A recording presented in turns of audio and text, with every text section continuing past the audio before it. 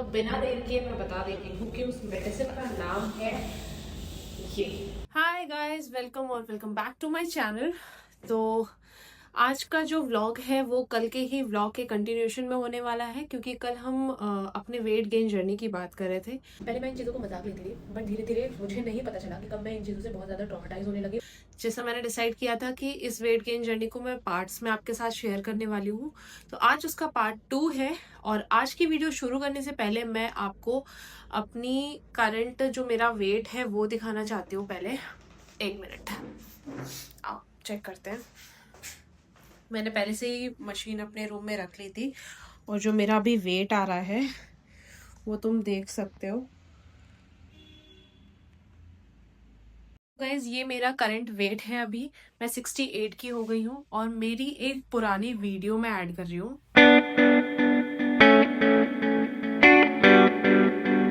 तो ये थी मेरी एक पुरानी वीडियो जिसमें मैं काफी ज्यादा पतली लग रही थी, लेकिन मैं बहुत खुशी से डांस कर रही थी सच में। तो बिना देर किए मैं बता देती हूँ कि उस मेडिसिन का नाम है ये। सन्यासी आयुर्वेदा की टैबलेट्स मैं ले रही थी अपने वेट गेन जर्नी में। और तुम्हें इस मेडिसिन के बारे में डिटेल में अगर जानना है तो तुम www.sannyasiayurveda.com पे जाके देख सकते हो। ये 70 ईयर्स से मार्केट में है, 1947 से, और दिल्ली में इसका ऑफिस भी है। और मैं तुम्हें बता दूं कि ये कोई भी स्पॉन्सर वीडियो या प्रमोशनल वीडियो नहीं है। मैंने ये मेडिसिन स्टार्ट करने के 3 महीने बाद डॉक्टर से कंसल्ट किया था, पूछा था कि ये मेडिसिन हार्मफुल तो नहीं है या कुछ भी। उन्होंने भी बताया कि ये आयुर्वेदिक मेडिसिन है और मेडिसिन के पीछे ही तुम्हें इसके इंग्रेडिएंट्स देखने को मिल जाते हैं। तो यही वो मेडिसिन है जिसके वजह से मेरा वेट गेन हुआ है। मैं पहले तुम्हें बता देती हूँ कि इस मेडिसिन को किसे लेना चाहिए और किसे नहीं लेना चाहिए। हार्ट के पेशेंट है अगर कोई, तो वो ये मेडिसिन नहीं ले सकता है। लिवर भी पेशेंट्स नहीं ले सकते हैं।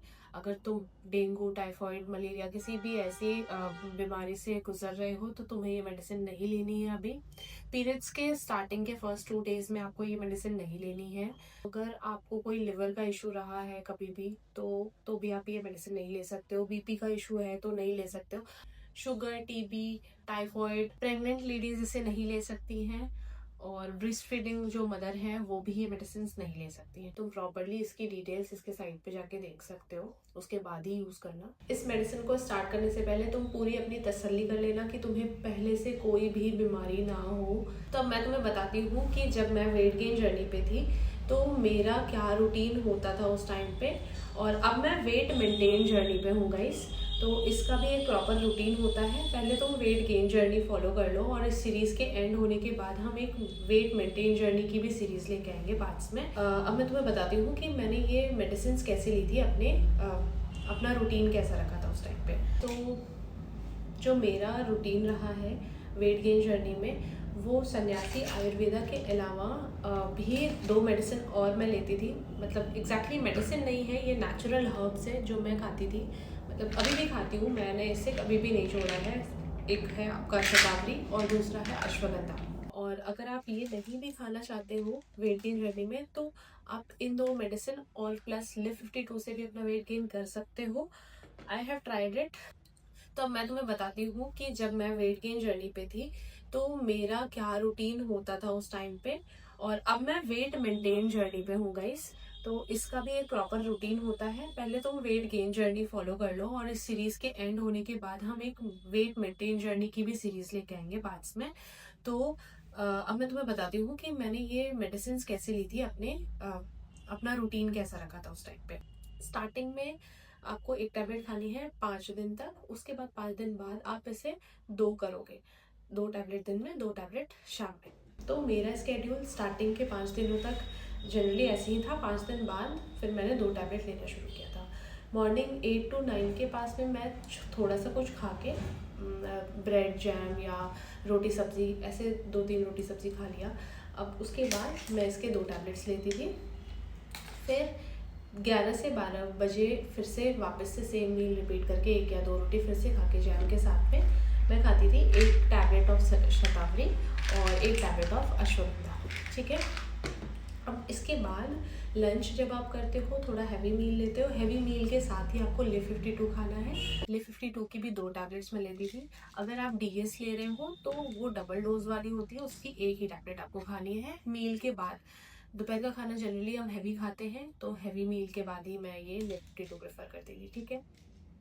उसके बाद आपको शाम के 6 बजे मैं कुछ भी नाश्ता करके मैंने मखाना फ्राई कर लिया या फिर पीनट खा लिया थोड़ा सा, या मिल्क पी लिया, बनाना खा लिया, इसके साथ मैं लेती थी सन्यासी आयुर्वेदा की टैबलेट, ठीक है। मिल्क के साथ में आप इसे लोगे तो ये ज़्यादा इफेक्टिव होता है। अदरवाइज अगर आप मिल्क नहीं पी सकते हो तो आप पानी के साथ भी ले सकते हो, बहुत ज़्यादा कुछ फ़र्क नहीं पड़ेगा। मैं इसे मिल्क के साथ ही लेती थी, मिल्क और बनाना और मखाना फ्राई कर लिया, उसके साथ मैं ये शाम में खा लिया करती थी 2 टैबलेट। उसके बाद आपको 9 बजे के आसपास जब आप डिनर करते हो तो उसके आधे घंटे बाद आपको लेना है ये शतावरी और अश्वगंधा। इसे भी आप पानी के साथ या फिर दूध के साथ ले सकते हो, कोई बहुत बड़ा फर्क नहीं होगा पानी या दूध से, आप किसी के साथ भी ले सकते हो। फिर इसके 2 घंटे बाद सपोज आपने 9 बजे डिनर किया है तो 11 बजे आपको लिव 52 की ये टैबलेट लेनी है, ठीक है। या तो आप हैवी डिनर कर रहे हो तो आई प्रेफर कि डिनर के साथ आधा घंटे बाद आप ये लिव 52 की टैबलेट्स लो। जब भी खाना खाते हो उसके आधे घंटे बाद ही कोई भी मेडिसिन खाना। और गाइस एक बहुत इंपॉर्टेंट चीज़ है कि लिव 52 तुम्हें पानी के साथ ही लेनी है, इसे दूध के साथ नहीं लेना है। और सन्यासी आयुर्वेदा और ये दोनों टैबलेट्स तुम सन्यासी आयुर्वेदा हो गया या तो फिर अश्वगंधा शतावरी हो गई, तुम ये दोनों टैबलेट्स दूध या पानी किसी के साथ भी ले सकते हो, तुम्हारे ऊपर है। और तीसरी चीज़ इम्पॉर्टेंट ये है कि लिव 52 और सन्यासी आयुर्वेदा की टैबलेट्स तुम्हें 3 घंटे के गैप पे ही लेनी है। मैं एक और चीज़ तुम्हें बता दूं कि तुम्हारा वेट गेन सिर्फ इस मेडिसिन को खाने से ही नहीं होने वाला है।